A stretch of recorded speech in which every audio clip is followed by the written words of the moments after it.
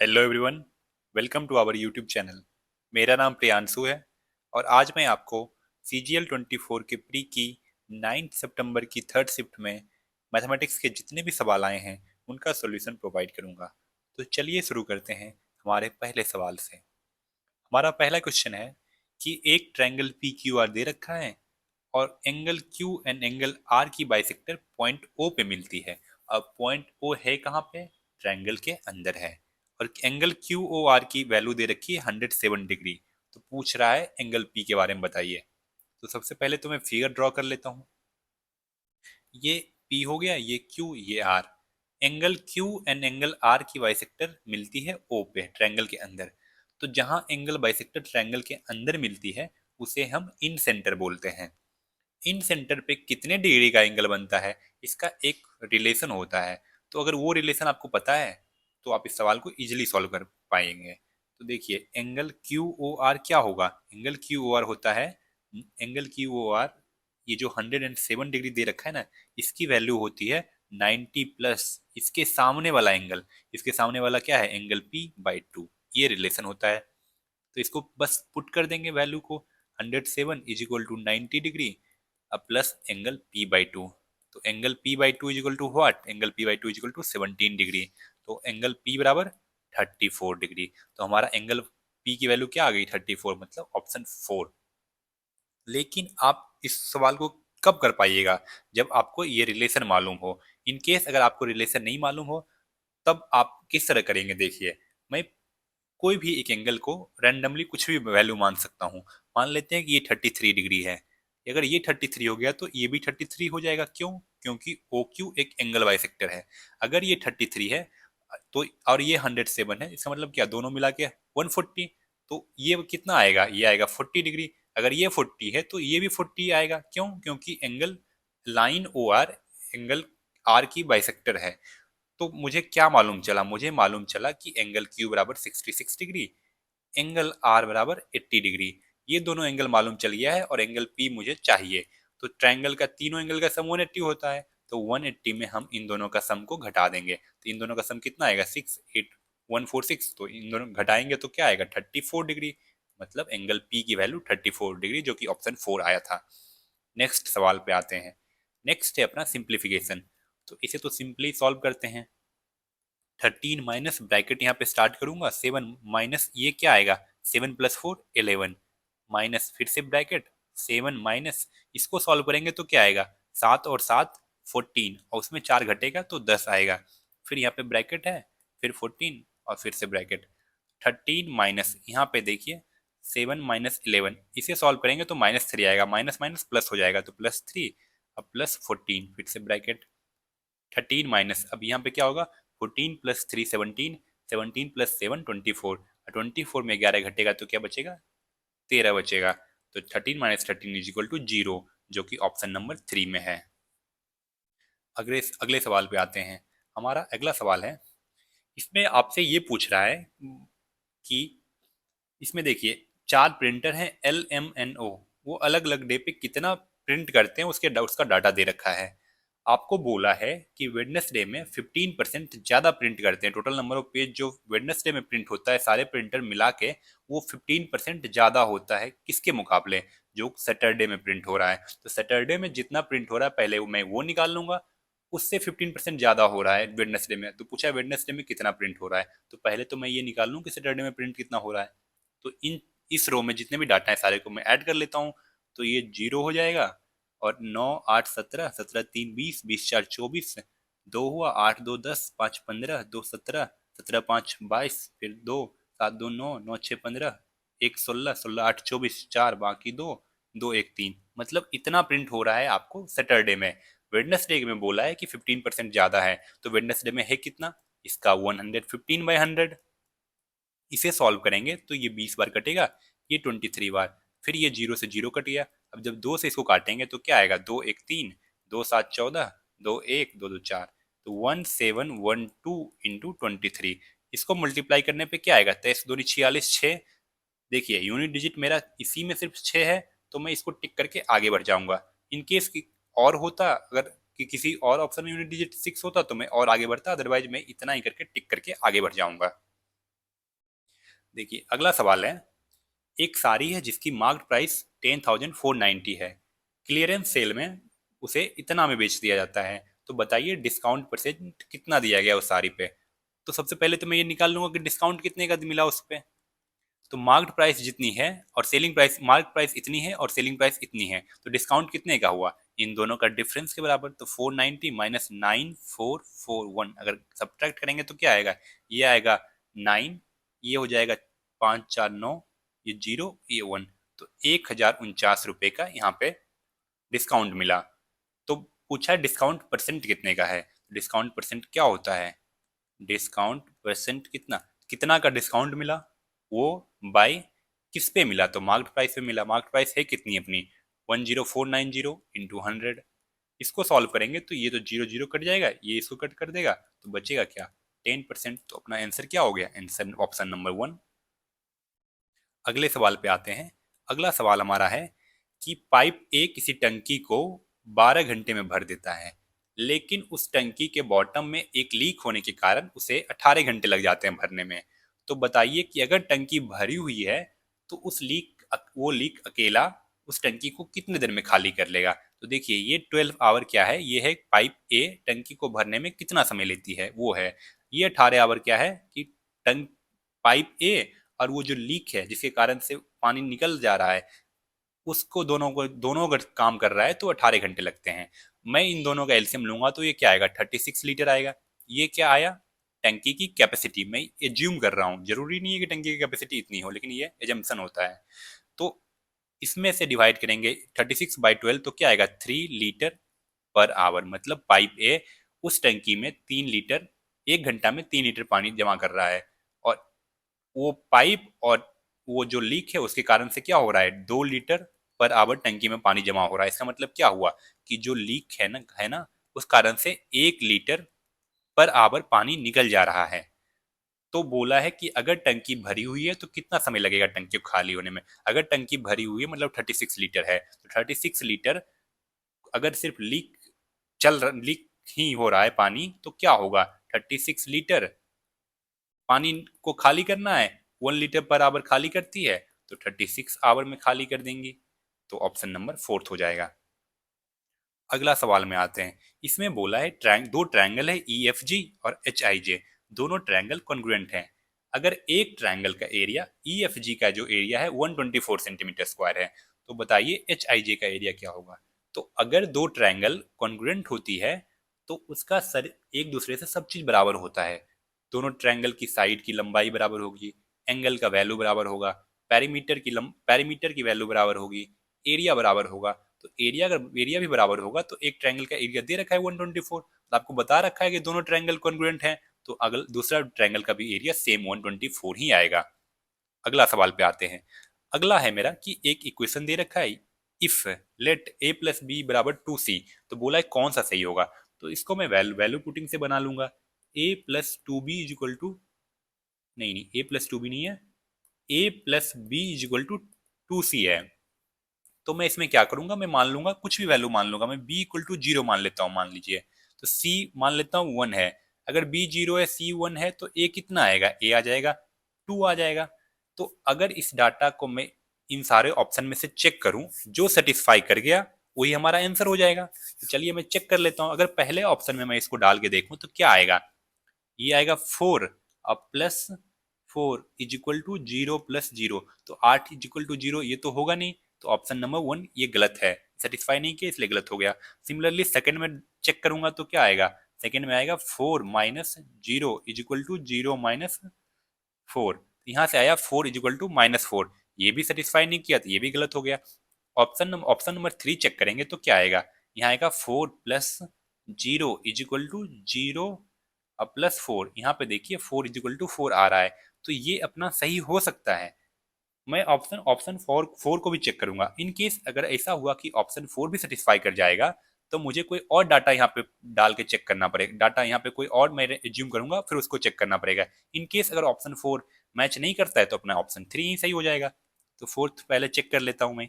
तो ए स्क्वायर मतलब क्या, 4 minus A C is equal to मतलब 2 = 0 - 0, यहाँ 2 = 0 ये सेटिस्फाई नहीं करेगा तो ऑप्शन 4 भी नहीं होगा। इसका मतलब आंसर कौन सा हो गया? Option number 3। अगले सवाल पे आते हैं।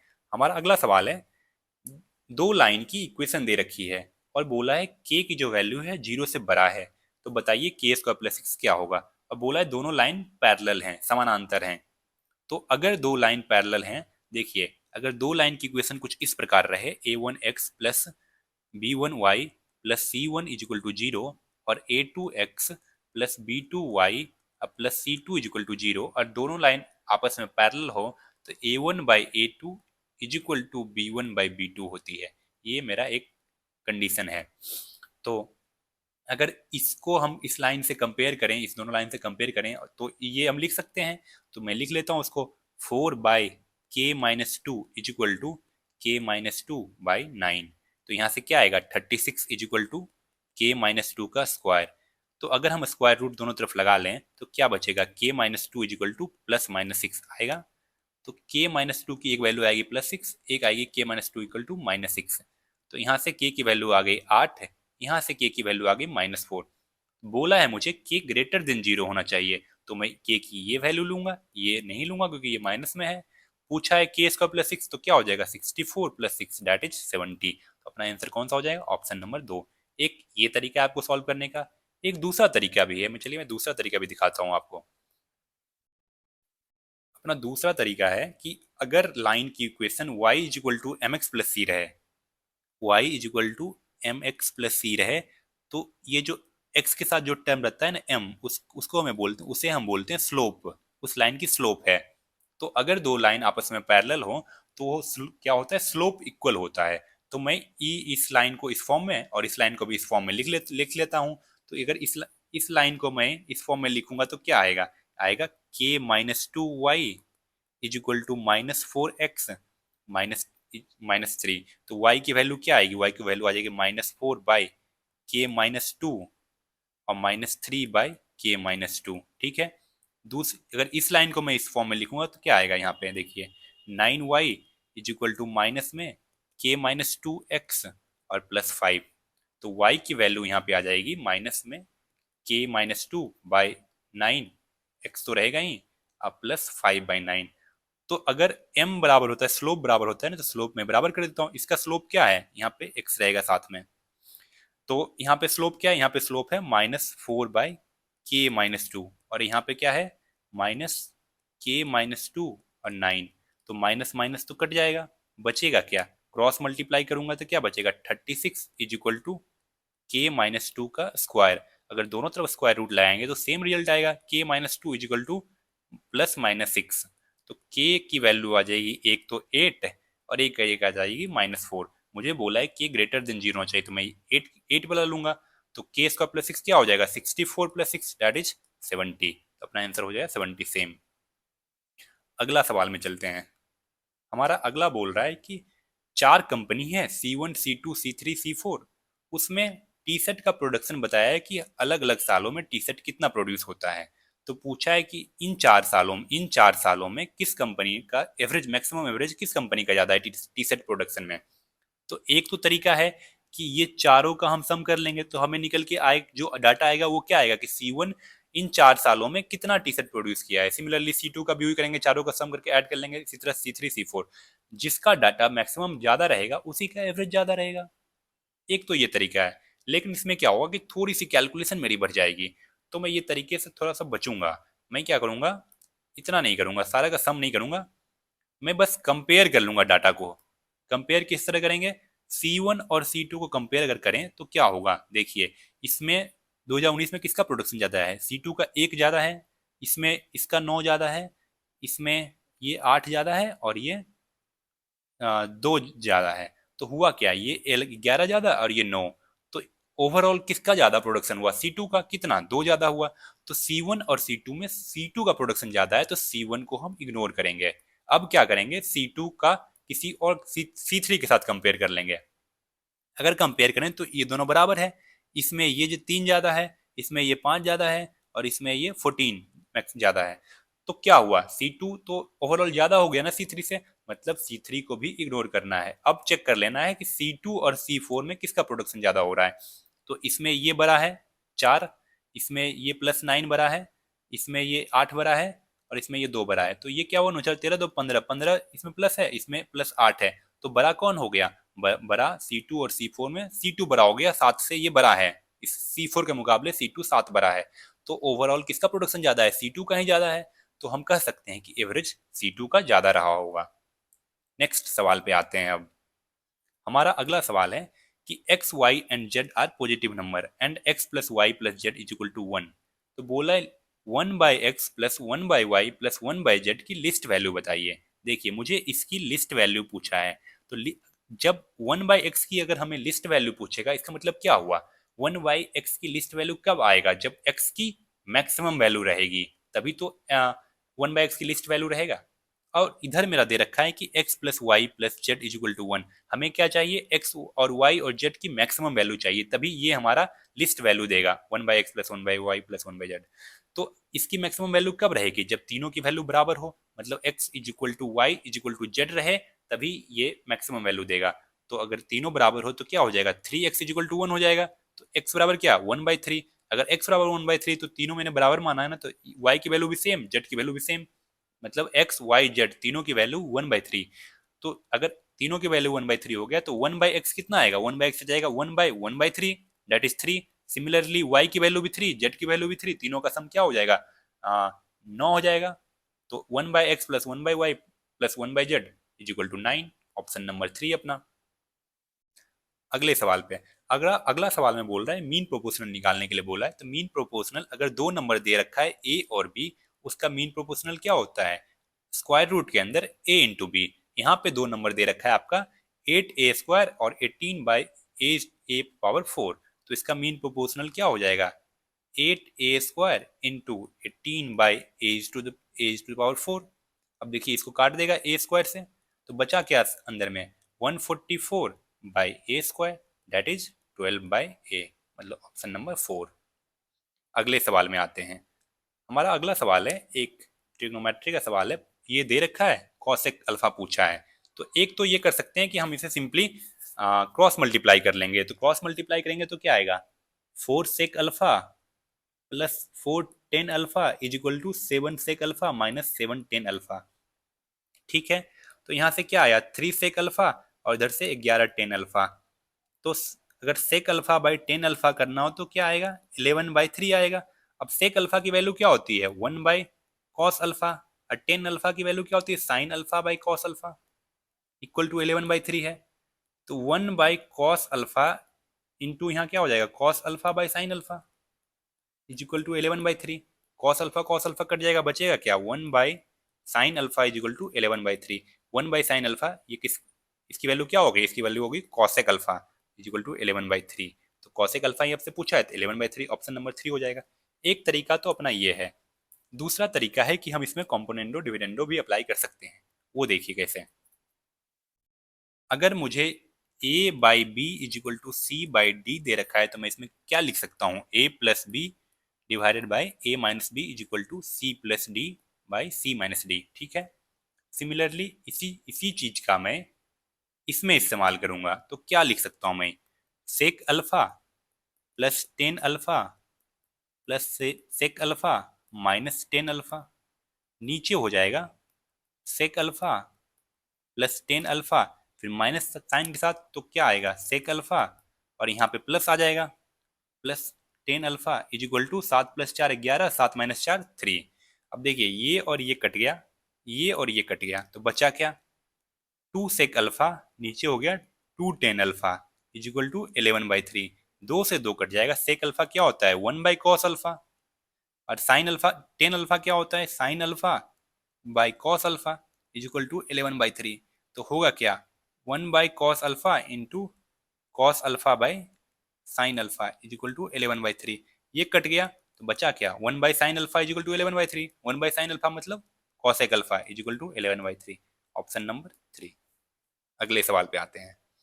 हमारा अगला सवाल है कि रमेश के पास 18,000 रुपीज हैं, उसमें से वो 7,000 रुपया बैंक में जमा करता है 5% सिंपल इंटरेस्ट, 5% पर एनम के सिंपल इंटरेस्ट पे। फिर 6,000 रुपया 6% सिंपल इंटरेस्ट के रेट पे जमा करता है, उसे टोटल 1,160 रुपये प्राप्त होते हैं। तो बताइए कि बाकी जो रुपया बचा था, जैसे 7,000 जमा किया, 6,000 जमा किया, तो बच कितना गया? 5,000 उसके पास और बचा है ना, वो 5,000 रुपया किस रेट पे वो जमा किया था? तो एक तो तरीका है, सिंपली है कि 7,000 रुपया जमा किया 5% के रेट पे, तो एक साल में इंटरेस्ट कितना आएगा? 7,000 गुना 5 गुना 1/100 दैट इज 350। सिमिलरली 6,000 6% के रेट पे, तो एक साल में इंटरेस्ट कितना आएगा? 360। इन दोनों का सम कर लेंगे तो कितना आएगा? 710। ये 710 क्या आया है? ये आया है 7,000 प्लस 6,000, 13,000 पे हमें इंटरेस्ट कितना मिला? टोटल इंटरेस्ट मिल कितने पर आया? 18,000 पे। तो टोटल इंटरेस्ट मिला है 1160, और ये मिला है 13,000 पे, तो इसको घटा देंगे एक दूसरे से। बचा क्या? 450 रुपया। मतलब ये 450 रुपया बाकी के 5,000 पे मिला होगा। बाकी के 5,000 पे मान लेते हैं कि R% के रेट पे एक साल के लिए मिला है ना, तो principal into R into T by 100 is equal to 450। ये कटेगा, ये कटेगा, इससे एक जीरो, 5 से 9 बार में, तो आर की वैल्यू क्या आ गई? 9%। तो अपना ऑप्शन नंबर 3 हो जाएगा। अगले सवाल पे आते हैं। अगला में बोल रहा है कि क्यूबाइड का वॉल्यूम बताइए, जिसकी लेंथ, ब्रेथ एंड हाइट दे रखी है 8, 4 एंड 6 सेंटीमीटर। तो वॉल्यूम ऑफ क्यूबाइड क्या होता है? वॉल्यूम ऑफ क्यूबाइड होता है L into B into H.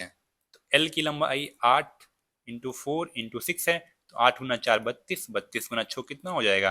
192 centimetre cube. तो अपना ऑप्शन नंबर सेकंड हो जाएगा। तो बहुत सिंपल सवाल था। अगले सवाल पे आते हैं। अगले में बोला the following table shows the sale of different types of helmets by shop over the given years. What was the percentage increase in the sale of helmet C in 2002 as compared to that in 2000 in 1999? मतलब C में जो 2002 में production किया है helmet का, जो कि 68 करा है, ये कितना ज्यादा है किससे?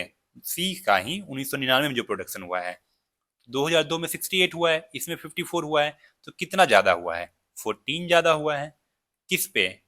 54 पे। 54 इंटू 100, ये परसेंटेज इंक्रीज निकल जाएगा। तो 2 से कटेगा 7 बार में, 2 से कटेगा 27 बार में, बचा क्या? 700/27%। इसको जब मैं डेसिमल में चेंज करूंगा तो क्या होगा? 27 गुना 2 54, बच जाएगा 16, तो 160। अगर अगर हम इसमें 27 गुना 6 करेंगे तो क्या आ जाएगा? 162, जो कि बड़ा हो जाएगा इससे ना, तो मैं 5 से करूंगा 25 पॉइंट समथिंग, तो 25 पॉइंट समथिंग ऑप्शन नंबर 1 में है। तो पहला ऑप्शन सही हो जाएगा। अगला सवाल है, study the given graph and answer the question that follows. The graph shows the production of refrigerator by 3 companies in 2018। The refrigerator produce by company C form what percent of the total production? देखिए इसमें company A, company B, company C कितना refrigerator produce करती है 2018 में, वो data दे रखा है। Blue represent करता है उसकी टोटल कैपेसिटी की इतना प्रोड्यूस कर सकती है, ऑरेंज रिप्रेजेंट करता है कि इतना प्रोड्यूस करा है उसने। तो पूछा है कि कंपनी सी द्वारा कि टोटल प्रोडक्शन का, टोटल जो 2018 में प्रोड्यूस हुए उसमें कंपनी सी का प्रोडक्शन कितना परसेंट है? सी ने कितना प्रोड्यूस किया है? 150। टोटल प्रोडक्शन 2018 में कितना हुआ है? 150 प्लस 190 प्लस 140, तो 150 प्लस 190 क्या आ जाएगा? 340। और 340 में 140 ऐड कर देंगे तो बचा क्या? 480 इंटू 100 कर देंगे, ये कट जाएगा। 3 से ये 5 बार, ये 3 से 16 बार, 4 से कटेगा ये 25 बार, तो बचा क्या? 125/4। इसका मतलब क्या हुआ? 4×3 = 12, 4 1 बार, 4 2 31.25%, मतलब ऑप्शन नंबर 4। अगले सवाल पे आते हैं। अगले में बोला है what is the perimeter of the sector of a circle with radius of 10 centimetre and angle 30 degree. देखिए एक सेक्टर है जिसकी जिसका ये एंगल 30 डिग्री दे रखा है, रेडियस 10 सेंटीमीटर, मतलब इसकी लंबाई 10, तो इसकी लंबाई, ये भी रेडियस है तो 10 सेंटीमीटर, इस बराबर। इसका अगर इस सेक्टर का पेरीमीटर पूछा है तो इसका मतलब क्या हुआ कि इसकी लंबाई और इस आर्क लेंथ की लंबाई को ऐड कर देंगे, पेरीमीटर निकल जाएगा। तो इन दोनों का तो पता है, 10 + 10 20 हो गया, और उसमें इस आर्क लेंथ की लंबाई चाहिए। तो आर्क की लंबाई का क्या फॉर्मूला होता है? इसका होता है θ/360 × 2πr। ठीक है, ये देखिए आया कैसे, मैं ये एक बार बता देता हूँ। अगर एक कंप्लीट सर्कल है तो इसकी सरकमफ्रेंस की लंबाई कितनी होती है? 2πr। वो कब होती है? जब एक कंप्लीट सर्कल कितने डिग्री एंगल बनाता है? 360 डिग्री का। तो अगर 360 डिग्री एंगल बनाए तो आर्क की लंबाई, टोटल की लंबाई सरकमफेरेंस की 2 पाई आर। मैं बोल रहा हूँ कि अगर 1 डिग्री बनाए तो कितना लेंथ की लंबाई, उस आर्क लेंथ की लंबाई कितनी होगी, 2 पाई आर बाई 360। अगर ये थीटा एंगल बना रही है तो इस आर्क की लंबाई कितनी हो जाएगी, theta is equal to 2 pi R by 360 into theta. तो इसी को मैं इस तरह लिखता हूँ, theta by 360 into 2 pi R, जो मैंने यहाँ पे लिखा है। तो मैं बता दिया ये फॉर्मूला आया कैसे।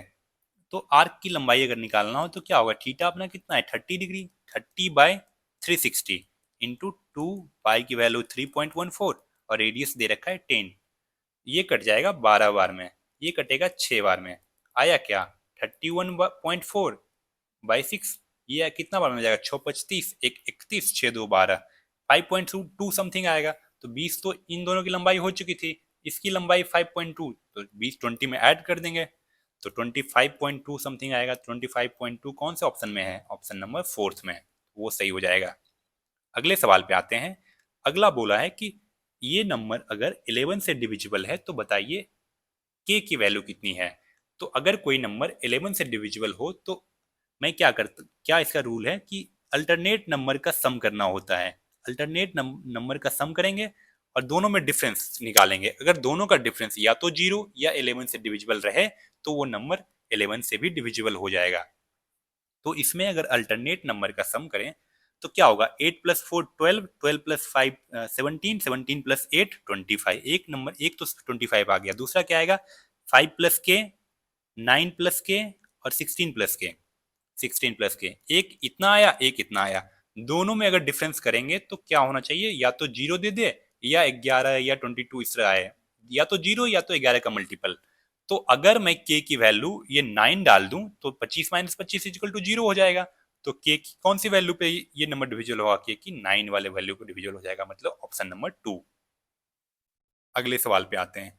हमारा अगला सवाल है कि अगर a एक्यूट एंगल है तो बताइए sine a by 1 + cos a की वैल्यू कितनी होगी। तो एक तो तरीका है कि a की एक्यूट एंगल बोला है तो a की कोई भी वैल्यू डाल देंगे 45 डिग्री, और इसमें वो 45 डिग्री डाल के निकाल लूंगा कि मेरा आया क्या है। सिमिलरली इस ऑप्शन में से a की वो 45 डाल के देखूंगा कि कौन सा ऑप्शन मेरा ई रिजल्ट दे रहा है, जो मेरा इससे आया, जो मैच कर जाएगा वो आंसर हो जाएगा। लेकिन इसमें उतनी मेहनत करने की जरूरत है नहीं, क्योंकि ये बहुत ही आसान है, इसको बेसिक से ही करना, टाइम बचेगा। देखिए क्या करेंगे, sign A bye 1 + cos a, इसको बस रेशनलाइज कर देना है। तो क्या करेंगे, ऊपर में 1 - cos a से मल्टीप्लाई कर दूंगा, 1 - cos a। तो नीचे क्या बचेगा, नीचे बचेगा 1 - cos square a square - b square लग जाएगा क्योंकि a + b और a - b है। तो ऊपर क्या रहेगा, sign a into 1 - cos a। तो क्या होगा, साइन ए ऊपर में है, जैसा ऊपर में वैसा रहने देता हूँ, नीचे क्या हो जाएगा 1 - cos स्क्वायर ए को लिख सकता हूँ साइन स्क्वायर ए। ये इसको काटेगा तो स्क्वायर हट जाएगा, बचेगा क्या 1 - cos ए और साइन ए। तो ये कौन से ऑप्शन में है, ये है पहला ऑप्शन, तो पहला ही सही हो जाएगा। हमारा अगला सवाल है कि ये इसकी वैल्यू 5/4 दे रखी है, इसकी वैल्यू निकालना है। तो एक तो तरीका सिंपली क्रॉस मल्टीप्लाई कर लूँ, क्रॉस मल्टीप्लाई ही कर लेते हैं। क्रॉस मल्टीप्लाई करेंगे तो क्या आएगा 28 sine theta plus 16 cos theta is equal to 45 sine theta minus 10 cos theta. तो यहाँ से क्या आएगा 26 cos theta is equal to 17 sine theta. तो साइन बाई कॉस क्या आ जाएगा 26/17। तो 10 थीटा की वैल्यू हो जाएगी 26/17। अब मैं इसमें डाल दूंगा उस चीज को, 10 थीटा अगर 26/17 है तो 10 स्क्वायर थीटा क्या आ जाएगा, इसका स्क्वायर 676/289, अब प्लस 5, डिनोमिनेटर में क्या आएगा 676/289, अब -5। इसको जब सॉल्व करेंगे तो क्या होगा, देखिए 289, 676 प्लस 9 गुना 5 45, 5 4 हुआ, 8 5 40, 4 44, 4 बाकी 4 15 10 4 14 इतना आया। सिमिलरली नीचे भी सेम आएगा 676 और -1445/289, 289 तो कट जाएगा, ऊपर कितना बचेगा 6 5 11, एक बाकी 1 7 1 8 4 12, 2 बाकी 1 4 1 5 6 11 1 2 1 2 1। और नीचे क्या बचेगा, नीचे माइनस में आएगा और बचेगा क्या 9 6 7।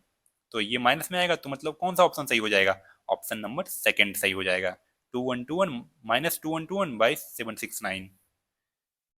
अगले सवाल पे आते हैं। अगला सवाल बोल रहा है a number is first increased by 12% and then increased by 23%. The number so obtained is now decreased by 34%. What is the net increase or decrease percent in the original number? तो इसको तो सिंपली सक्सेसिव वाला formula से कर लेंगे. उसमें क्या बोलता है, अगर एक नंबर x% से इंक्रीज कर रहा है, दूसरा नंबर y% से इंक्रीज कर रहा है, तो इवेंचुअली कितना परसेंट से इंक्रीज करेगा? तो x plus Y plus X Y by 100. तो इसको उसी तरह सॉल्व करता हूँ. 12 प्लस 23 प्लस 12 इंटू 23 बाई 100. तो यहाँ से क्या आ जाएगा? 12 प्लस 23 35. 35 प्लस 12 गुना 23 कितना होगा? 12×3 = 36, 6 12×24 = 27, 2.76 हो जाएगा. तो इनका सम आ जाएगा 37.76%. 37.76% से बढ़ा है और दूसरा है 34% से घटा है. तो इसमें जब ये वाला फॉर्मूला लगाएंगे तो क्या आएगा? 37.76 माइनस 34 और माइनस 37.76 इंटू 34/100. यहाँ से तो मेरा आ गया 3.76 और माइनस, अगर मैं 37.76 को एज्यूम कर लेता हूँ कि ये 38 रहा होगा, तो 38 कर लेता हूँ. 38 इंटू 34, 8×4 = 32, 2 3 4 3 12 3 15, 8 3 24, 4 बाकी 2 3 2 9 10 11, 2 5 4 9 1 1 2 1, 12.92 आएगा. इसमें ये क्या हो जाएगा? इसको मैं 38 एज्यूम किया तो 12.92 आ जाएगा. तो अगर ये नंबर क्या आया है, ये 37.76 था, मैंने इसको एज्यूम करा है कि ये 38 है, तो मैंने बड़ा एज्यूम किया है, तो ये जो नंबर आया है जो आना चाहिए उससे थोड़ी सी बड़ी आई है. तो अगर इसमें से हम डिफरेंस निकालें 3.76 माइनस 12.92, तो कितना आ जाएगा? 6. और यहाँ पे बचेगा कितना? 1. और यहाँ 9, 9 माइनस 9.16. तो अगर ये नंबर थोड़ा सा छोटा रहता तो 9.16 से और हल्का सा छोटा आता नंबर. तो इंक्रीज वाला तो होगा नहीं, ये 10% डिक्रीज है, ये भी नहीं होगा क्योंकि 9.16 से मेरा थोड़ा छोटा ही रहेगा. 9% डिक्रीज मेरा आंसर हो जाएगा. देखिए 22 सवाल में बोल रहा है कि एक बेईमान शॉपकीपर है जो 25 पर केजी बेचता है. क्या बेचता है? नमक. और कॉस्ट प्राइस भी 25 पर केजी. इसका मतलब, कहने का मतलब है कि वो नमक को कॉस्ट प्राइस पे बेचता है, लेकिन इससे वो सेटिस्फाई नहीं होता, वो प्रॉफिट कमाना चाहता है. प्रॉफिट किस तरह से कमाना चाहता है कि वो हर एक केजी पे 200 ग्राम कम देता है. तो मतलब क्या हुआ कि अगर सामने वाले कंज्यूमर से, कस्टमर से 100 ग्राम का पैसा ले रहा है, तो उसे दे रहा है 800 ग्राम ही, इतना दे रहा है. तो हुआ क्या इसका रेस? या तो मैं मान लूं कि हर एक ग्राम का सीपी 1 रुपया है, तो उसके पॉकेट से जा कितना रहा है? 800 रुपया जा रहा है. सामने वाला उसे 1000 रुपया दे रहा है, क्योंकि उसे तो लग रहा है ये 1000 ग्राम दिया ना, तो 1000 ग्राम का पैसा दे रहा है, डेट इज 1000. तो कितने का प्रॉफिट हुआ? 200 का. किस पे? 800 पे. 200/800 इंटू 100. तो ये 4 बार कटेगा, ये 25 बार, तो उसे 25% का प्रॉफिट होगा. ऑप्शन नंबर 3 हो गया. अगले सवाल पे आते हैं. हमारा अगला सवाल है कि एक चोर 600 मीटर की दूरी पे पुलिसमैन को देखता है. मान लेते हैं कि यहाँ पे चोर है, यहाँ पुलिस है, इन दोनों का डिस्टेंस है 600 मीटर. जब वो पुलिस को देखता है तो वो भागना शुरू करता है. किस स्पीड से? 12 किलोमीटर पर आवर की स्पीड से. पुलिस उसको पीछा करती है 15 किलोमीटर पर आवर की स्पीड से. तो इन दोनों का रिलेटिव स्पीड क्या हो जाएगा? रिलेटिव स्पीड हो जाएगा, तो सिंस दोनों सेम डायरेक्शन में जा रहे हैं तो 15 minus 12 that is 3 kilometre per hour. Police को कितना एक्स्ट्रा चलना पड़ेगा चोर को पकड़ने के लिए? 600 मीटर. तो डिस्टेंस अपना दे रखा है 600 मीटर. ये मेरा किलोमीटर पर आवर में है, इसको मैं मीटर पर सेकंड में बदल देता हूँ. तो मीटर पर सेकंड में बदलने के लिए 5/18 से गुना करना पड़ता है. तो ये हो जाएगा 6, 5/6 मीटर पर सेकंड. तो डिस्टेंस मेरा ये है, स्पीड मेरा ये है, तो टाइम कितना लगेगा? Time is equal to distance by speed. 600 metre by 5/6, तो 6 ऊपर जाएगा. तो बचा कितना? ये 120 इंटू 6, ये सेकंड में आया है. 120 इंटू 6 सेकंड आया है. तो पूछा है कि मिनट में टाइम कितना लगेगा, तो सेकंड को मिनट में बदलने के लिए 60 से डिवाइड कर देते हैं, तो अपना हो गया 12 मिनट.